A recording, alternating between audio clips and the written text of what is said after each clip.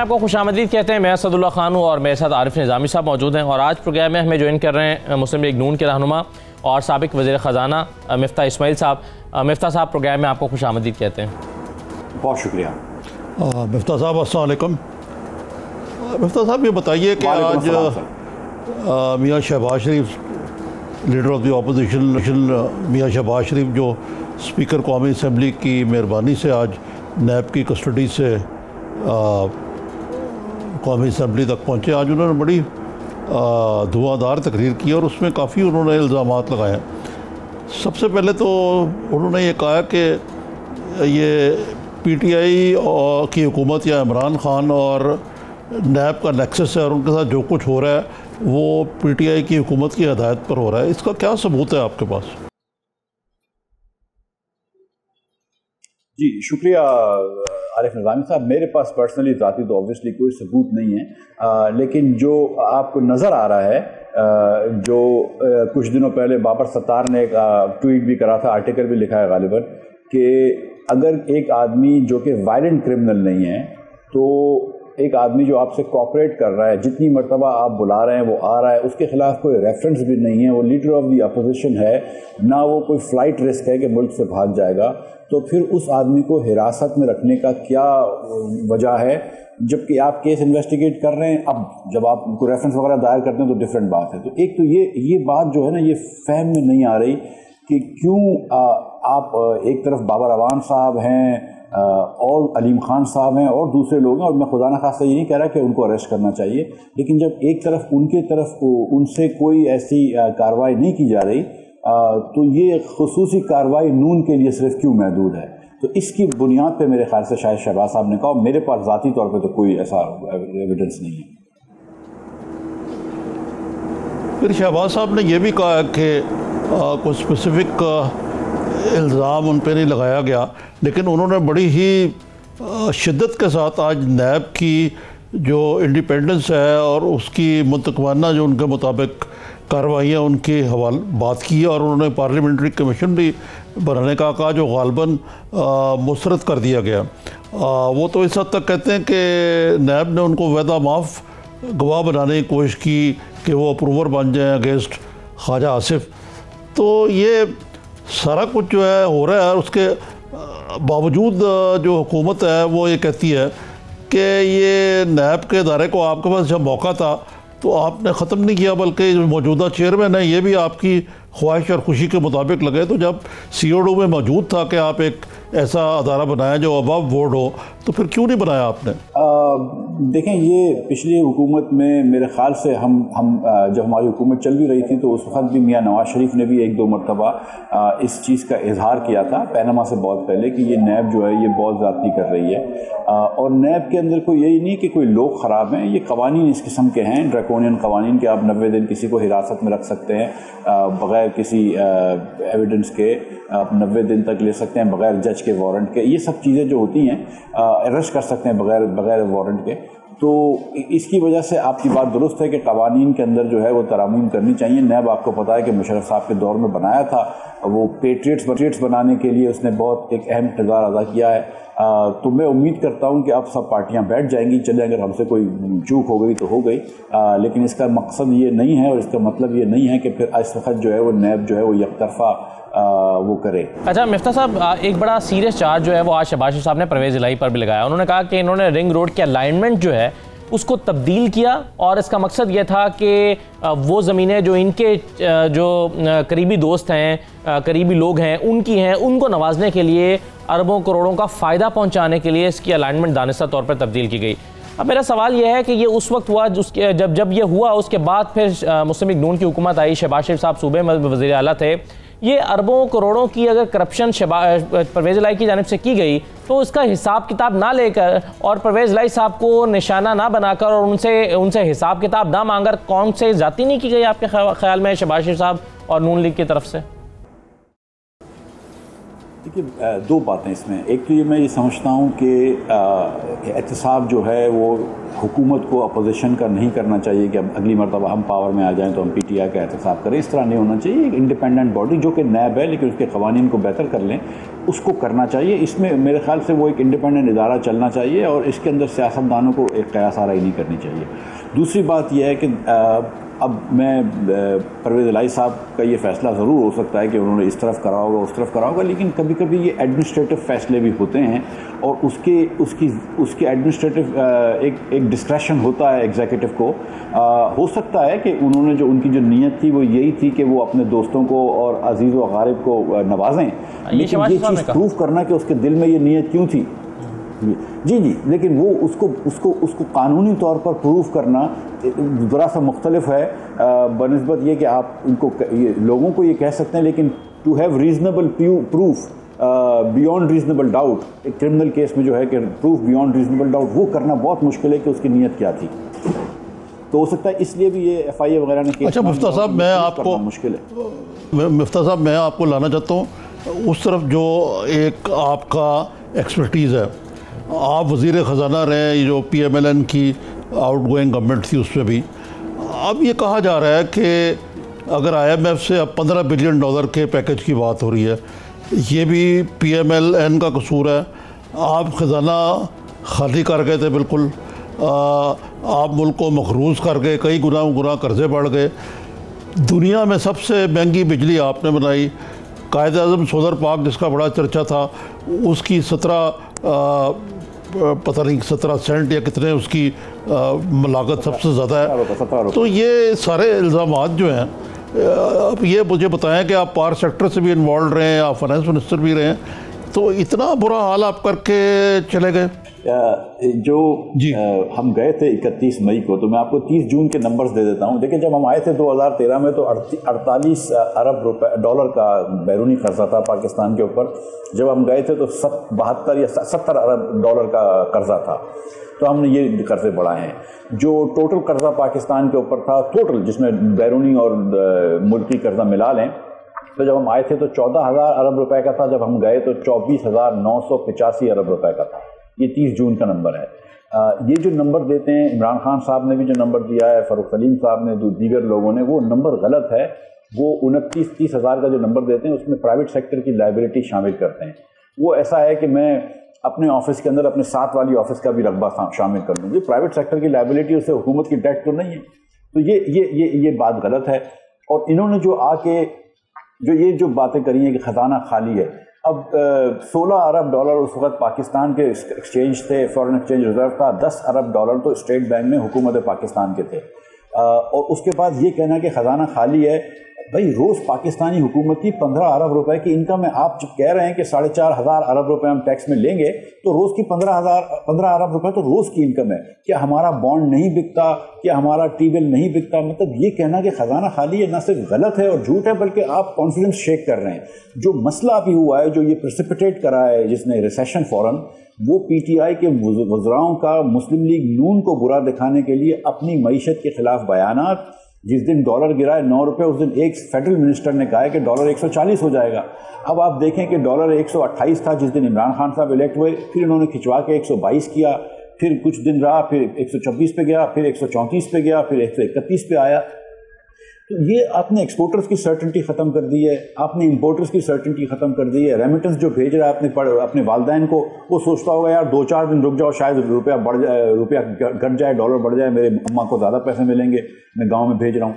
तो आपने लोगों के अंदर अनसर्टेनिटी पैदा कर दी है। हम जब गए थे 115 रुपए का डॉलर था, मैं जब छोड़ के गया हूँ 31 मई को, उस वक्त तो इकॉनमी सही चल रही थी। इस साल जो है वो पाकिस्तान की 10 साल में सबसे ज़्यादा ग्रोथ आई है, 5.8%। ये लोग क्या कर रहे हैं मेरी समझ में नहीं आ रहा। जिस किस्म की नाअहली PTI ने अपने 2 महीनों में दिखाई है और आवाम ने उस दिन जवाब दिया है इसका बाई इलेक्शंस में, मुझे यकीन नहीं आ रहा कि कभी, मुझे यकीन नहीं था कभी। अगर आप मुझे कहते तो मैं नहीं कहता कि इतने नाअहल होंगे।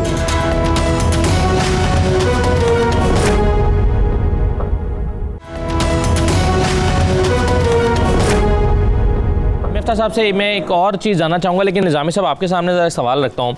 आपके ख्याल में, हम इस पर बहुत ज़्यादा प्रोग्राम में बात कर चुके हैं, हम कह चुके हैं कि IMF में जाना जो है वो नागुज़ीर था हुकूमत के लिए, बल्कि हुकूमत को इसलिए तनकीद का निशाना बनाते हैं कि हुकूमत को जल्दी ये फैसला करना चाहिए था। अब अगर ख़जाना खाली नहीं था और ये सारे फैक्ट जो मिफ्ता साहब बता रहे हैं वो दुरुस्त है, तो फिर क्या IMF में जाने का फैसला हुकूमत का गलत है? और अगर है तो फिर ज़ाहिर है उसकी कंडीशंस को मानना पड़ता है। अब मसला ये है कि बिजली की कीमतों में माहाना जो 35-36 अरब रुपए हुकूमत अपनी जेब से अदा कर रही है, उसको IMF मानने को तैयार नहीं है। अब अगर उसको कम करती है हुकूमत तो उसके लिए बिजली की कीमतें बढ़ाना पड़ती हैं। तो क्या बिजली की कीमतें बढ़ाना हुकूमत की मजबूरी नहीं बन गई हुई पिछली हुकूमत की पॉलिसी की वजह से? ये आप दुरुस्त कह रहे हैं कि मजबूरी बन गई हुई है हुकूमत की। IMF के पैकेज में जाने के लिए हमें कोई रुपया राहत देने को तैयार नहीं है IMF।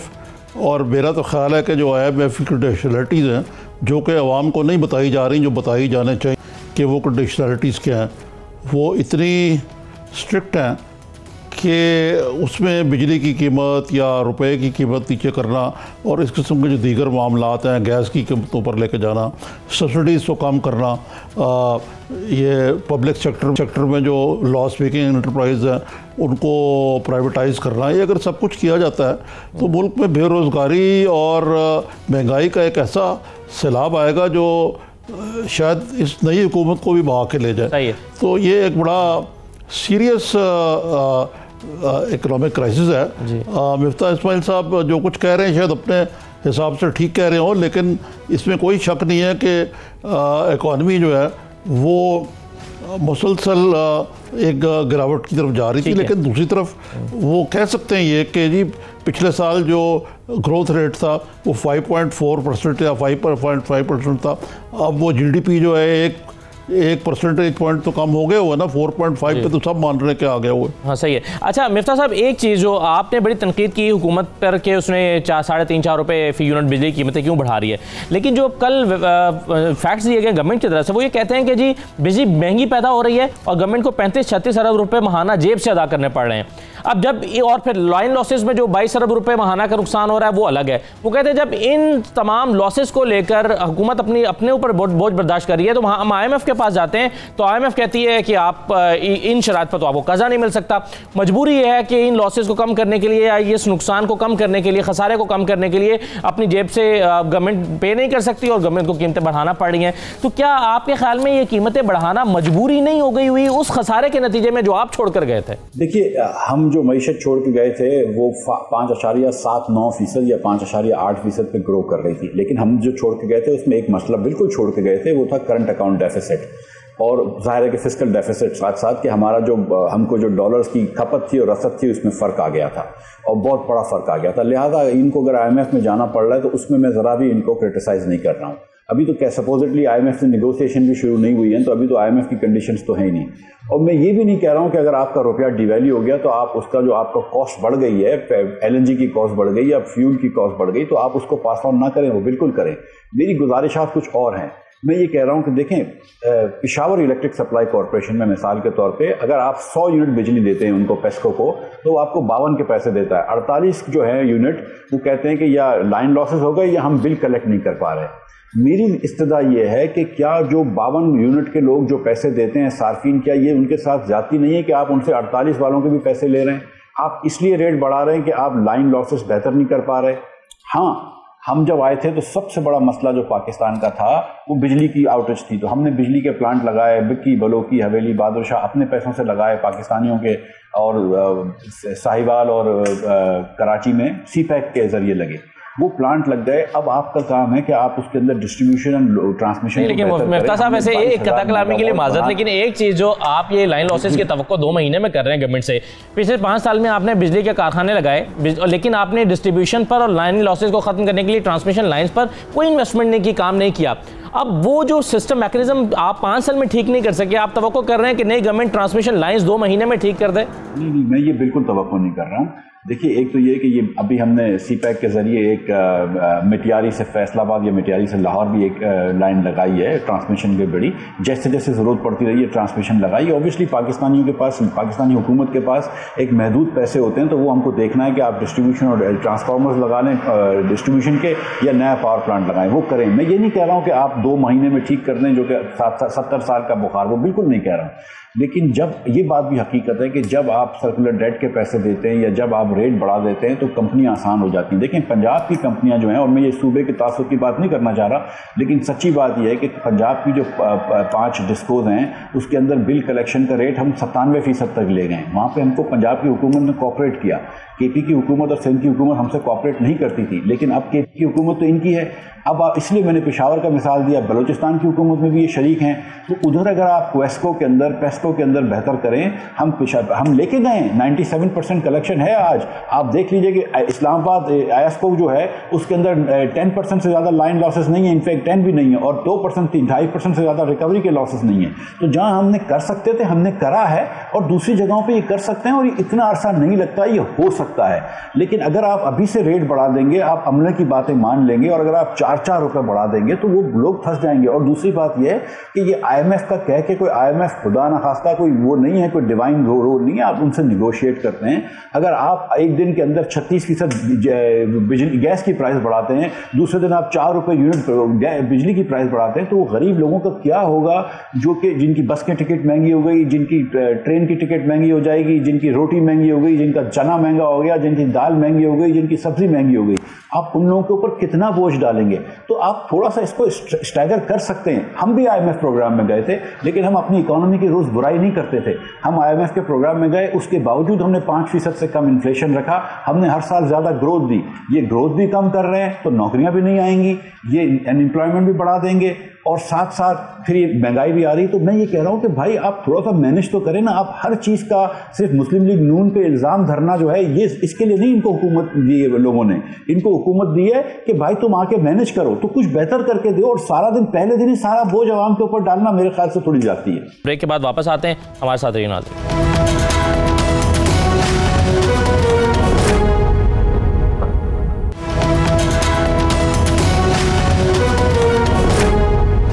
ब्रेक के बाद खुशामदीद कहते हैं। निज़ामी साहब, आप सवाल करना चाहते हैं मिफ्ता साहब से ब्रेक से पहले? अच्छा मिफ्ता साहब, मैं आपसे पहले भी सवाल किया था। ये इल्ज़ाम बड़ी स्पेसिफिकली लगाया गया कि आपने ये बिजली के जितने प्रोजेक्ट लगाए हैं ये महंगे तरीन थे। यानी मतलब कहने का ये है कि ये इसके पीछे को बहुत बड़ी किकबैक्स इन्वॉल्व है, मतलब इम्प्लिसिटली ये बात।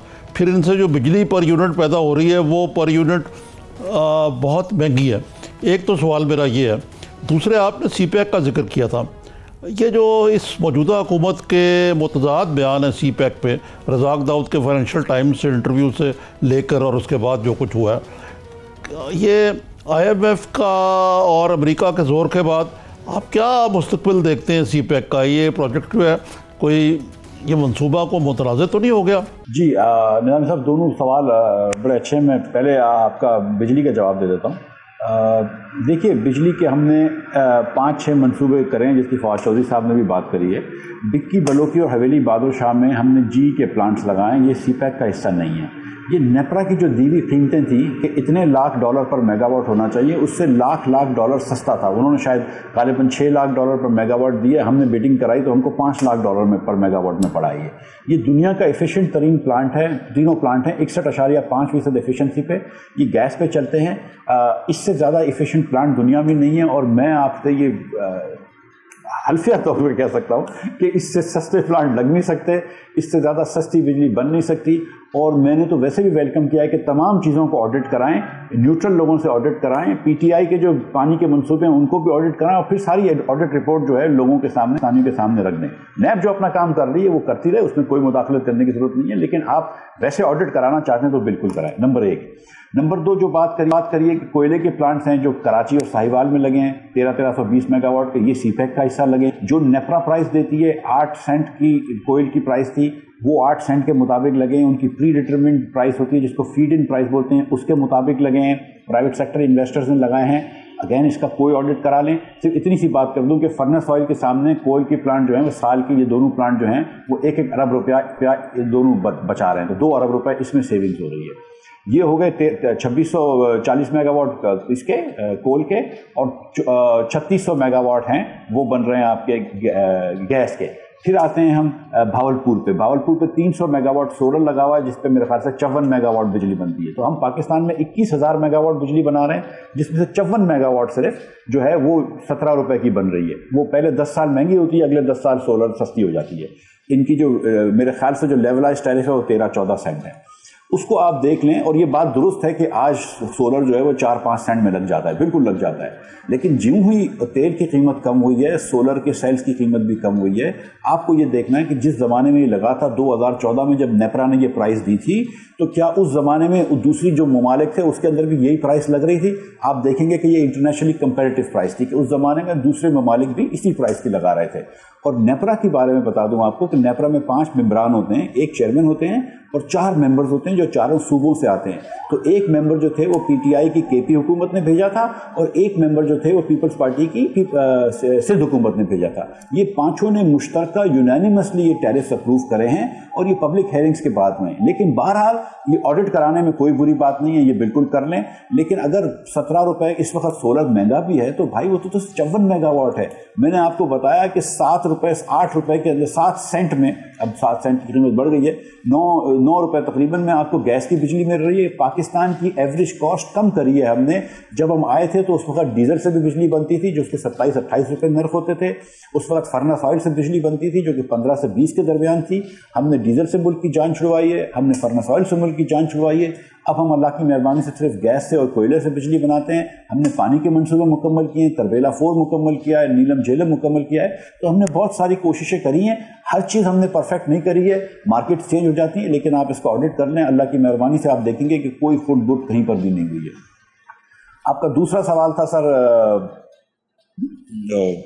सीपैक के बारे में। सॉरी, सीपैक के बारे में। सीपैक के बारे में सर देखें, जी सीपैक सर देखें, सीपैक को जो स्टेटमेंट्स हैं उसके बाद बिल्कुल डैमेज कर दिया गया है, बिल्कुल डैमेज कर दिया गया है। मेरी दुआ है कि जब इमरान खान साहब तशरीफ़ ले जाएंगे चाइना, गालिबन अगले महीने जा रहे हैं, तो वो चाइनीज़ सदर से जब मिलेंगे तो उनकी आंखों में आंखें डाल के कहेंगे कि नहीं, हम पाकिस्तानी जो हैं वो सीपैक के पीछे खड़े हैं। और जहाँ तक कि अमेरिका की ये जो बातें हैं IMF की कि हम सीपैक के लिए आपको लोन नहीं देंगे, तो सच्ची बात है, और फाइनेंस मिनिस्टर को ये पता है, क्योंकि मैं भी जब फाइनेंस मिनिस्टर था तो इस चीज़ पर नज़र रखता था। हम हर हफ्ते 2 हफ्ते में एक ये रिपोर्ट देखते थे। चाइना वो 2022 तक हमको सिर्फ टोटल पैसे जो देने हैं वो $1 बिलियन भी नहीं है, 2023 के बाद मिलेगा, जिसके अंदर उनका कैपेसिटी पेमेंट भी शामिल है और लोन रीपेमेंट भी शामिल है। जो चीन ने आपको लोन दिए हैं वो तकरीबन 2.1 पे इंटरेस्ट रेट पे आपको लोन्स दिए हैं। गवादर एयरपोर्ट आपको मुफ्त में बना के दे रहे हैं। थाकोट से हवेली या रायकोट से थाकोट में से कोई एक रास्ता जो है इन्होंने, एक रोड जो है वो फ्री में बनाया है। गवादर एक्सप्रेस वे फ्री में बना रहे हैं, उधर अस्पताल फ्री में बनाई है। और जो आपको लोन दिए हैं वो 20 साल के या 25 साल के लोन है, 5 साल ग्रेस है। तो चाइना की पेमेंट्स इतनी ज़्यादा नहीं है, लेकिन जाहिर है कि अमेरिका और चाइना एक इंटरनेशनल गेम में है और वो नहीं चाह रहा कि चाइना का इन्फ्लुएंस बढ़ जाए। लेकिन सीपैक, हमारा जो करंट अकाउंट डेफिसिट है वो मैंने माना है, लेकिन वो सीपैक की वजह से नहीं है, वो ट्रेड की वजह से है कि हम बहुत ज़्यादा चीज़ें इंपोर्ट कर रहे हैं। और हमने जो ये 5-6 बिजली घर जो मैंने आपको बताया वो मंगवाए हैं, हमने जो खर्चा किए हैं जल्दी से मुल्क में बिजली लाने की वजह से, इसकी वजह से भी हमारा इंपोर्ट बढ़ गया था। अब खुद ब खुद इंपोर्ट थोड़ा सा कम हो जाएगा जब ये सीपैक की जब पावर प्लांट्स लग चुके हैं, तो इंशाल्लाह इंपोर्ट कम हो जाएगा। तो लेकिन सीपैक जो है ये अमेरिका इसको मुरीद इल्ज़ाम ठहराता है या IMF मुरीद इल्ज़ाम ठहराता है, ये सियासी वजह से है। जो हकाइक हैं वो ये है कि $1 बिलियन भी पेमेंट नहीं है। पाकिस्तान को इस साल 5 या $5.5 बिलियन पेमेंट करनी पड़ेगी, रीपेमेंट्स, इंटरेस्ट देने पड़ेंगे अपने फॉरेन लोन्स पे। सीपैक के ऊपर तो टोटल पेमेंट जो है वो बिलियन नहीं है। अच्छा मिफ्ता साहब, मेरा एक आखिरी सवाल मेरी तरफ से ये है आपसे कि आपने 2013 में जब आपकी गवर्नमेंट ने इसहाक डार साहब ने खजाना को संभाला तो बड़ी बुरी हालत में छोड़ के गई थी पीपल्स पार्टी गवर्नमेंट, और आपको IMF में जाना पड़ा और कहा कि हमें मुश्किल फैसले करना होंगे, लेकिन 5 साल में हम बतदरीज बहुत बेहतर कर देंगे, और किया भी। आपने इकॉनमी जो है ग्रोथ को बड़ा बतदरीज बेहतर किया, इन्फ्लेशन को बतदरीज आपने कंट्रोल में रखा, एक्सपोर्ट्स बढ़ाई, ये सब कुछ आपने बेहतर तरीके से किया, बहुत अच्छे तरीके से किया। लेकिन आखिर में आकर ऐसा क्या हुआ जिसकी वजह से दोबारा नई गवर्नमेंट को IMF में जाना पड़ रहा है? आप तो 5 साल में बहुत अच्छा इन सारे बड़े ज़बरदस्त फिगर शो कर रहे थे, बड़ी अच्छी कारकर्दगी जा रही थी, या IMF में क्यों जाना पड़ा नई गवर्नमेंट को? इन्होंने ये जो इस वक्त क्राइसिस आए तो ये प्रेसिपिटेट करा है अपने बयानात से, लेकिन IMF में जाना जो है एक रियल शॉर्टेज थी करंट अकाउंट की, उसकी दो वजूहत हैं।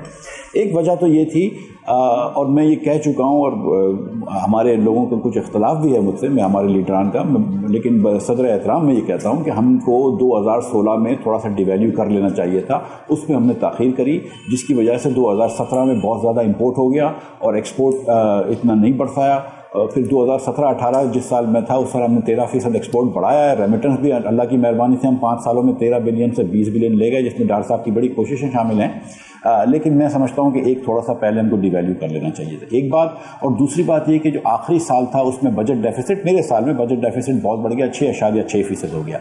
अब बजट डेफिसिट जो फिस्कल डेफिसिट होता है वो और करंट अकाउंट डेफिसिट वो लिंक्ड होते हैं आपस में, कि एक डेफिसिट बढ़ेगा तो दूसरा भी बढ़ जाता है, क्योंकि सेविंग्स आपको कहीं और से चाहिए होती हैं तो फॉरेनर से आप लेते हैं। तो वो क्यों बढ़ गया? क्योंकि इलेक्शन ईयर था। वैसे तो अमूमन सूबे जो थे वो थोड़ा थोड़ा आपको सरप्लस हर साल देते थे, लेकिन आखिरी साल में क्योंकि इलेक्शन ईयर था तो तमाम सूबों ने जो है वो रोड, रस्तों पे, नालों पे, पाइपलाइंस पे खर्च कर दिए पैसे, तो सूबे जो सरप्लस देते थे वो डेफिसिट में चले गए, तो उस ओवरऑल नेशनल डेफिसिट हमारा जो था वो बढ़ गया। ये दो वजूहत हैं टेक्निकली जिसकी वजह से ये हमको करंट अकाउंट का क्राइसिस थोड़ा सा आ गया। बहुत शुक्रिया मिफ्ताह इस्माइल साहब। एक मुख्तसर ब्रेक ले रहे हैं नाजरीन, ब्रेक के बाद वापस आते हैं।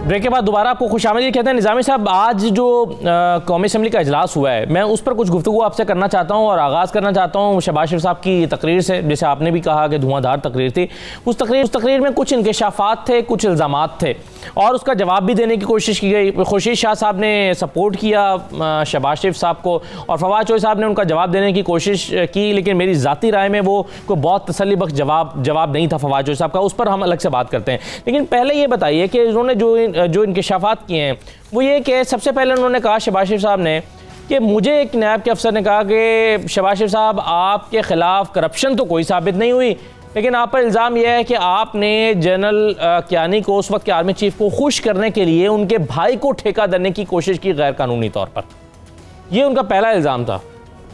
अमजद कियानी को जी, कामरान कियानी को जी, मेजर कामरान, ये कामरान कियानी को जी हाँ। ये देखें, बात यह है कि शहबाज शरीफ साहब ने जनरलिटीज़ में बातें नहीं की, नहीं अमूमी बातें नहीं की, उन्होंने स्पेसिफिक इल्ज़ाम लगाया। ये एक बड़ा उन्होंने स्पेसिफिक इल्ज़ाम लगाया कि जी आपने जनरल कियानी को खुश करने के लिए किया। फिर शहबाज शरीफ ने उसका जवाब भी दिया कि ये पिछली हुकूमत में ठेका दिया था, उन्होंने तो आके उसको मनसूख किया, तो खुश कैसे किया? ये इसका जवाब जो है मेरे और आपकी बजाय ये नैब के चेयरमैन को और जुमला अफसरान को देना चाहिए। नैब के अफसर का नाम भी बताया इसी तरीके से जो रिकॉर्ड, उन्होंने कहा कि मैं नाम भी बता रहा हूँ, गालिबन आफ्ताब उन्होंने नाम बताया। जी जी जी जी जी नाम आफ्ताब ही नाम बताया उन्होंने। अगर आप ये ले लें, फिर दूसरा जो उन्होंने इल्ज़ाम लगाया कि भाई आप ख्वाजा आसिफ के ख़िलाफ़ कुछ कहें, एक किस्म का जो उसको उनके मुताबिक के मुझे उन्होंने अप्रूवर बनाने की कोशिश की। ये भी बड़ी ही सीरियस एलिगेशन है। तो ये जो बातें मतलब टेलीविज़न चैनल पे इधर उधर होती हैं वो तो अपनी जगह पे हैं, लेकिन मियाँ शहबाज शरीफ ने आज बड़ी स्पेसिफिक बातें कही हैं। कुछ और भी इसी किस्म के इल्ज़ामात उन्होंने लगाए या जवाबात दिए। फिर सबसे बड़ी बात यह है कि उन्होंने जो कहा कि ये एक मखसूस तरीके से उनको ब्रेक करने के लिए इंतकामी कार्रवाई की जा रही है, तो इनका जवाब तो नैब को देना चाहिए, क्योंकि मेरी इत्तला के मुताबिक पार्लियामेंट्री को इसकी तहकीकाती कमेटी का जो उनका मुतालबा था वो तो वज़ीर कानून ने मुस्तरद कर दिया। लेकिन ये जो स्पेसिफ़िक चीज़ें हैं इससे इस तासर को ख़ासी तक़वीयत पहुँचती है कि ये एक एहतसाब जो है, ये एहतसाब से ज़्यादा कुछ और है ये। और फिर जो खुर्शीद शाह साहब और बिलावल भुट्टो साहब ने शहबाज शरीफ साहब के मौक़िफ़ को सपोर्ट किया, सो मच सो के खुर्शीद शाह साहब ने कहा कि ये कभी नहीं हुआ शायद 1988 के बाद कि किसी लीडर ऑफ द ऑपोजिशन को इस तरह पाबंद सलासल किया जाए। बिलावल साहब ने भी कहा ये। फिर तीसरी बात शहबाज शरीफ साहब ने ये भी कही कि जी 50 बंदों के नाम तो बताएं। ये मतलब है कि जो इमरान खान साहब के ज़हन में फ्रेमवर्क है कि भी कौन से 50 लोग हैं जिनको वो अंदर करना चाहते हैं। तो ये ऐसी चीज़ें हैं जिससे नैब की क्रेडिबिलिटी जो है वो मज़ीद पहले ही बड़ी डैमेज्ड है, वो मज़ीद डैमेज हुई है और इसका उनको जवाब देना पड़ेगा। नैब के हवाले से शहबाज शरीफ साहब ने ये कहा कि ये एक अनहोली अलायंस है पाकिस्तान तहरीक इंसाफ और नैब के दरमियान। अब ये किस हद तक दुरुस्त है? फयाजुल हसन चौहान साहब हमारे साथ मौजूद हैं। चौहान साहब बहुत शुक्रिया। सबसे पहले तो यही सवाल आपके सामने मैं रखता हूँ कि शहबाज साहब कहते हैं कि अनहोली अलायंस है पीटीआई का और नैब का। नैब अपने तौर पर नहीं कर रहा, पीटीआई ने, और फिर उन्होंने मुख्तलिफ मिसालें दी कि भाई ये कहा, ये बयान फवाद चौधरी ने दिया तो वो हो गया, ये शेख रशीद साहब ने कहा तो वो नैब की तरफ से हो गया। दूसरी बात यह है कि बहुत सारे इल्ज़ामात, बहुत सीरियस इल्ज़ामात नैब पर जो है वो आयद किए हैं। आज शहबाज शरीफ साहब ने नाम बताकर अफसरान किया कि मुझसे कहा गया कि आप पर करप्शन का कोई चार्ज नहीं है, लेकिन आपने जो है वो कियानी साहब के भाई को नवाजने की कोशिश की। दूसरा वो कहते हैं कि मुझे ख्वाजा आसिफ का वादा मुआफ गवाह बनाने की कोशिश की गई। आप क्या कहेंगे इस पर चौहान साहब? बिस्मिल्लाहिर्रहमानिर्रहीम। देखो असद, मैं इस पे तो इतना ही कहूंगा कि नाच ना जाने आंगन तेरा, कि bad man calls with its tool. इससे ज्यादा और मैं कुछ नहीं कह सकता। इनकी बातों को अगर आप सच मानो तो फिर आप मुझे बताओ कि इनमें से सच्चा कौन है। इनके ओहदेदार वर्कर, उनके मेंबरान असेंबली कहते हैं कि हमारा लीडर डटा हुआ है, वो किसी किस्म की भीख नहीं मांग रहा, वो किसी किस्म की परेशानी का शिकार नहीं है, वो के अंदर पूरी इस्तकामत दिखा रहा है। और उसकी बीवी जनाब तहमीना दुरानी साहिबा मोहतरमा, वो ट्वीट पे ट्वीट कर रही हैं और बयान पे बयान दे रही हैं कि मेरे मियाँ को रोटी नहीं दी जा रही, मेरे मियाँ को डब रोटी नहीं दी जा रही, मेरे मियाँ को अंडे नहीं टाइम पे मिल रहे, मेरे मियाँ को 4-4 दिन मिलने नहीं दिया जा रहा, मेरे मियाँ परेशान है। अब इनमें से किसकी बात माने? एग्जैक्टली इसी तरह ये झूठ बोल रहे हैं। नैब एक आज़ाद अदारा है। मुझे बताएं, आप भी माशाल्लाह सहाफ़ी हैं, जर्नलिस्ट हैं। आरिफ निज़ामी साहब तो पूरी यूनिवर्सिटी है जनाब आपकी सहाफ़त की और जर्नलिज्म की। आप मुझे ये बताओ कि अगर इनकी बात मान लें तो आज से 4-5 साल पहले इनके ऊपर ये केसेस बने थे। 2016 और 2015 को जनाब इन्होंने पेशियां भुगतना शुरू की थी नैब की। उस वक्त तो वजीर आजम नवाज शरीफ साहब थे, उस वक्त तो शहबाज शरीफ साहब खुद वजीर आला थे। तो अगर इनकी बात मान ली जाए तो फिर इसका मतलब है उस वक्त भी जो है वो नवाज शरीफ साहब ने अपने भतीजे और अपने भाई के खिलाफ जना ये सारे केसेस स्टार्ट किए थे। ये गेम्स खेल रहे हैं मुख्तलिफ किस्म की, ना इनका दिल लग रहा है ना इनका दाल लग रहा है ना इस वक्त, है ना। तो बस ये कभी इधर की एक छोड़ते हैं, कभी उधर की एक छोड़ते हैं। चौहान साहब, लेकिन इसमें पार्लियामेंट्री कमेटी अगर बन जाती और उसमें जो इल्ज़ाम लगाया है उनकी दूध का दूध और पानी का पानी हो चुका, लेकिन आपने मुखालफत की आज ऐसी कमेटी की। देखिए, जनरल कियानी के भाई के हवाले से जो इन्होंने जो फिलर छोड़ा है, जो इन्होंने अपनी तरफ से पत्ता जना वो फेंका है, वो बुनियादी तौर पे क्या है? वो यही है ना फौज के हवाले से कि यार आप किसी ना किसी तरीके से घसीट घिसाट के फौज को भी बीच में लेके आओ।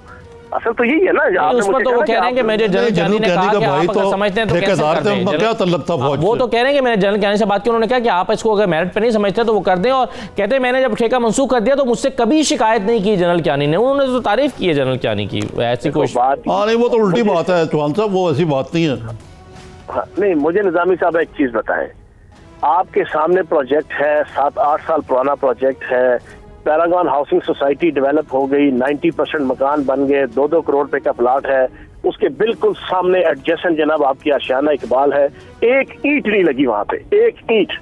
अब वहां पे क्या हुआ? आपका 14 से 20 अरब रुपया सरकार का, फिर अरबों रुपए लोगों से लिए गए फ्लैट्स के हवाले से, उनका भी कुछ नहीं पता।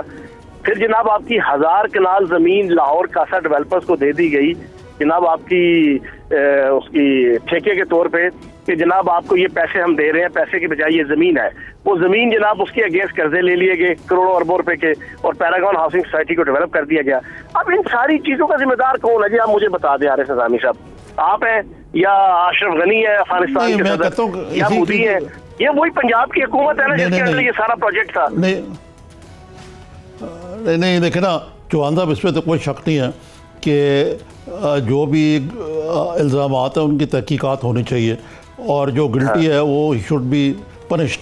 लेकिन ये नहीं हो सकता कि आप पहले एक आदमी को गिल्टी करार दे के इल्ज़ामात को के तहत ही किसी को मुजरिम बना के उसको सजावार भी करार दे दें। वो तो यही कह रहे हैं ना कि जी आप तहकीकात करें।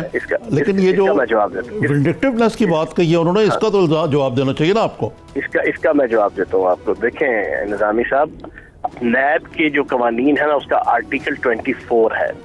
उसके मुताबिक during prosecution, during interrogation, during process के नैब जिस वक्त भी चाहे मुल्जिम को अपनी कस्टडी में लेके इन्वेस्टिगेशन करने की मजाज है।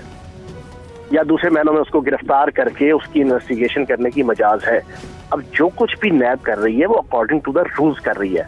अगर वो अकॉर्डिंग टू द रूल्स ना कर रही होती तो आप मुझे बताएं निजामी साहब, ये कब के सुप्रीम कोर्ट से छूट चुके होते या हाई कोर्ट से छूट चुके होते? चौहान साहब, नैब का एक अफसर आकर क्यों कहता है शहबाज शरीफ साहब को कि जनाब आप पर करप्शन तो कोई साबित नहीं हुई, बस आप पर इल्जाम यह है कि आपने एक कंपनी को नवाजने की कोशिश की है। तो आप और फवाद चौधरी साहब ने जो तकरीर की, मैं इंतजार करता रहा कि फवाद साहब की तकरीर करेंगे और उसमें बताएंगे कि शहबाज साहब आप ये गलत कह रहे हैं, आप पर ये सीरियस करप्शन के इल्जाम हैं। फवाद चौधरी साहब ने उसका जिक्र तक नहीं किया, वो माजी की बातें करते रहे। असद साहब, आप उस आदमी की बात के ऊपर यकीन कर रहे हैं जो दुनिया का झूठा तरीन आदमी है, जो कहता था जरदारी को उल्टा लटका दूंगा, उसके पेट से पैसे फाड़ के ले आऊंगा। इसकी बात के ऊपर आप यकीन करेंगे? सर, स्टेटमेंट्स की बुनियाद पर अगर आप किसी को झूठा करार देंगे कि उसने ये कहा था और ये नहीं किया, तो ऐसे तो पीटीआई में से मैं 10 स्टेटमेंट्स निकाल सकता हूं जिसने कहा था कि मैं खुदकुशी कर लूंगा और नहीं की, तो फिर तो मैं उन्हें भी झूठा कहूंगा। तो वो तो सर पॉलिटिकल स्टेटमेंट्स हो रही है। चौहान साहब, उसको तो डिस्कस करना, नैब के कानून के मुताबिक ठीक कह रहे हैं। शुक्रिया बहुत बहुत चौहान साहब आपका, थैंक यू वेरी मच, बहुत शुक्रिया शिरकत करने के लिए। अच्छा, मैं जो फवाद चौधरी साहब की बात कर रहा था निजामी साहब, ये फवाद चौधरी साहब की तकरीर में जो कि उन्होंने लड़ झगड़ कर वक्त लिया, और उन्होंने कहा कि मैं स्पीकर साहब पूरी बात करना चाहता हूं, 2 मिनट में बात नहीं करूंगा, पहले खुर्शीद शाह साहब बेशक कर लें, अगर मुझे पूरा वक्त चाहिए। जब उनको पूरा वक्त लिया तो उन्होंने शहबाज शरीफ साहब के मौजूद पर बात ही नहीं की, उनके केस पर बात ही नहीं की, जो या वो उन्होंने एस्टैब्लिश करने की कोशिश ही नहीं की कि करप्शन हुई है। जो शहबाज, वो तो माजी के बताते रहे कि 81 में ये हुआ था, 85 में ये हुआ था, 88 में और 93 में ये हुआ था और 97 में ये हुआ था। देखिए, मैं असदुल्ला साहब शुरू से कह रहा हूँ कि ये तो बात जो मुसलमान है, जिस तरह के आज आपको मेहता इस्माइल साहब ने भी ये माना है कि हमसे कुछ गलतियाँ हुई, हमने डिवैल्यू नहीं किया, हमने ये नहीं किया, वो नहीं किया, और उसकी वजह से एक्सपोर्ट से नुकसान हुआ, करंट अकाउंट डेफिसिट बढ़ गया और उसका फिस्कल डेफिसिट जो उस पर भी असर पड़ा। ये तो सारा कुछ मानते हैं, वो गलतियाँ हुई। अब ये, लेकिन इसके बावजूद मैं कहता हूँ कि जो स्पोक्समैन है हुकूमत के, ये सारा जो मलबा है अब उनकी प्लेट पे है। अगर IMF है, सी पैक है, डेफिसिट फाइनेंसिंग है, रुपए की कीमत गिरना है, मुल्क में महंगाई का तूफान है, उनको अब इन बातों का जवाब देना पड़ेगा। बाकी राय जो चौहान साहब ने बात एक सही कही थी कि जो नैब ऑर्डिनेंस है वो, जैसे हम पहले भी अक्सर कहते रहते हैं, उसके तहत यानी जो ये है ही उल्टी गंगा, पाकिस्तान के कानून से ही ये मुतसादिब है। और ये बनाया एक आमिर का गया था कि जी you are guilty unless proven otherwise. तो जब आप चोर डिक्लेयर हो गए, आपको पकड़ के उन्होंने काल कोठड़ी में बंद कर दिया, चाहे आप 3 दफ़ा वज़ीर आला रहे पाकिस्तान के, चाहे आप 100 कहें यार कि मैं बड़ा ईमानदार हूँ, वो कहते हैं भाई हमारे पास तो ये है, यू आर गिल्टी। अब आप साबित करें कि आप चोर नहीं हैं, आप साबित करते रहें। इसीलिए आपने देखा होगा कि नैब का जो, हाँ, एक निजामी साहब ये जो ये कह रहा था आखिरी बात के, मैं कह रहा कि नैब का कन्विक्शन रेट जो है इतना मायूस क्यों है, इसीलिए। ठीक है। अच्छा निजामी साहब, लेकिन एक आज पार्लियामेंट में संजीदा बात भी हुई, वो ये थी कि आइए मिलकर आप सब तजवीज़ करें, सब इस पर बहस करें और नैब के कानून में तब्दीली कर देते हैं, और जब तक किसी को गुनाहगार साबित ना किया जा सके उसको पकड़ा नहीं जा सकता, तो ये कानून बन जाए। तो ये तो फिर मेरा ख्याल हो जाना चाहिए, क्योंकि अभी ये फैजुल हसन साहब चौहान के पास जो दलील है फिर वो दलील ख़त्म हो जाएगी। वो ये कहते हैं कि आर्टिकल 24 जो है नैब का, उसके तहत किसी भी शख्स को हिरासत में लिया जा सकता है इन्वेस्टिगेशन करने के लिए, तो उसी कानून के तहत पकड़ा है। इस कानून को सारे मिलकर अगर अमेंड कर दें तो मेरा ख्याल है नैब के पास ये जवाब मौजूद नहीं रहेगा। देखें ना, एक चीज़ तो आप मौजूदा हुकूमत को क्रेडिट दें कि PTV पे शहबाज शरीफ साहब की तकरीर लाइव चली, नंबर 1। नंबर 2 ये है कि बतौर हुकूमत वो तैयार हैं कि पार्लियामेंट के अंदर बैठ के बातचीत करें। ठीक है, इसमें यकीनन देर आयत दुरुस्त आयत, क्योंकि कल को ये किसी भी और हुकूमत के खिलाफ इस्तेमाल हो सकता है। मैं ये नहीं कहता कि एहतसाब नहीं होना चाहिए, बड़ा कड़ा एहतसाब होना चाहिए, सबका होना चाहिए, हमारा भी होना चाहिए। जिन पे जब हम प्रोग्राम करते हैं तो हमारे पर भी 10 इल्ज़ाम लग जाते हैं, हमारा भी होना चाहिए। लेकिन इंसाफ ऐसा हो जो होता हुआ भी नज़र आए, वो मौजूदा सूरत हाल में ऐसा कतल नहीं है। अच्छा निज़ामी साहब, आखिर में मैं जाते जाते एक बिल्कुल मुख्तलिफ, यानी ये इस मौजू से हटकर एक चीज़ जो है वो डिस्कस करना चाह रहा था आपसे, वो है फारूक सत्तार साहब की एक स्टेटमेंट जो मैंने आज सुनी। वो ये कह रहे थे कि 2 हुकूमतों ने माजी की इस मुल्क को तबाही के दलदल में धकेल दिया है, और ये तीसरी हुकूमत जो है ये भी तबाही की दलदल में धकेल रही है। अब मेरी मालूमात के मुताबिक तो MQM जो है, जिसका फारूक सत्तार साहब हिस्सा हैं, वो खुद इस हुकूमत का हिस्सा है और 2 मिनिस्ट्रीज उसके पास हैं, यानी खुद अपनी हुकूमत के बारे में वो कह रहे हैं या इत्तेहादी हुकूमत के बारे में कह रहे हैं कि दलदल में धकेल रही है, तो वो उसका हिस्सा क्यों है? तो ये मैं मेरे जहन में सवाल साहब जी, ये पुराना MQM का मोडस ऑपरेंडी है, विचों खाई जा उतो रौला पाई जा। बड़े इन्होंने ब्लैकमेल करके अब भी लिए हैं वजारतें। पहले इन्होंने कराची को होस्टेज करके ये हुकूमत करते रहे, यानी हुकूमत में शामिल होते थे और उसी हुकूमत के ख़िलाफ़ शटर डाउन स्ट्राइक कर देते थे। उसी हुकूमत में शामिल थे, भत्ता माफिया भी चलता था, कत्ल माफिया भी चलता था। तो इन लोगों की कोई क्रेडिबिलिटी नहीं है।